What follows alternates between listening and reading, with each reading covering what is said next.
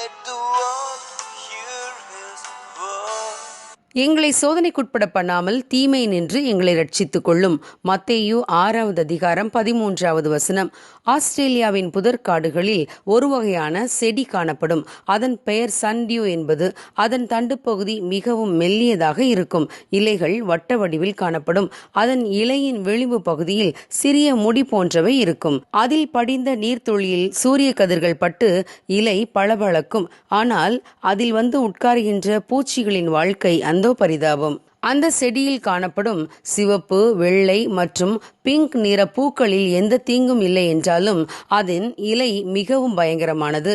அந்த இலையின் மேல்பரப்பு பளபளப்பாகவும் பிசுபிசுப்பு தன்மையுடனும் காணப்படுகிறது. அந்த பளபளப்பான இலையின் மேற்பரப்பில் வந்து உட்காரும் எந்த பூச்சியும் தப்ப முடியாது. அந்த இலையின் மேற்பரப்பில் வந்து உட்காரும் பூச்சிகள் தன்னை விடுவித்துக் கொள்ள போராடும் போது அதன் அதிர்வுகளை உணர்ந்த இலை அப்படியே தன்னை இறுக்கமாக மூடிக்கொள்ளும். பார்ப்பதற்கு அபாயமாக தெரியாத அந்த இலையானது அந்த பூச்சியை உணவாக்கி கொள்ளும். ஆம் பிரியமானவர்களே, பாவமும் இதை போன்றதுதான். பார்ப்பதற்கு கவர்ச்சிகரமாகவும் எந்த ஆபத்தும் அங்கு இல்லை என்பது போலவும் தான் தெரியும். ஆனால் அங்கு சென்றவர்கள் மீண்டு வர முடியாதபடி நிரந்தரமாக அவர்களை தன் வலைக்குள்ளே சிக்க வைத்து அடிமைகளாக மாற்றிவிடும். ஆகவே இது ஒரு பிசாசின் கண்ணி. இதற்கு நாம் நம்மை விடுவித்துக் கொள்ள வேண்டும்.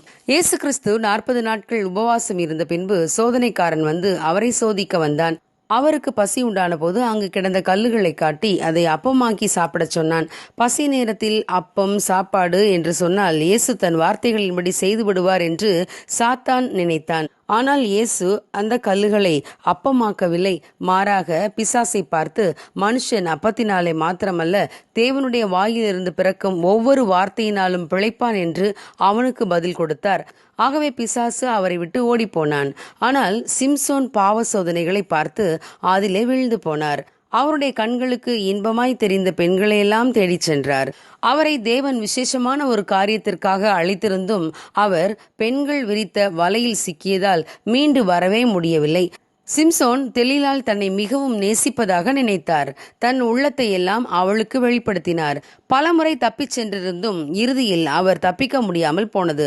அந்த பாவ சோதனையில் சிம்சோன் தன் கண்களையும் பறிகொடுத்தார். ஆம் பிரியமானவர்களே, பாவம் பார்ப்பதற்கு பளபளப்பாகவும் கவர்ச்சியாகவும் தான் தெரியும். அந்த கவர்ச்சியில் மயங்கி சென்றால் தப்பிக்க முடியாது. ஆகவே தேவனிடம் நாம் சகாயம் தேட வேண்டும். பிசாசு விரிக்கும் பாவ சோதனைகளை பார்த்து அதில் விழுந்து விடாமல் அதற்கு விலக வேண்டும்.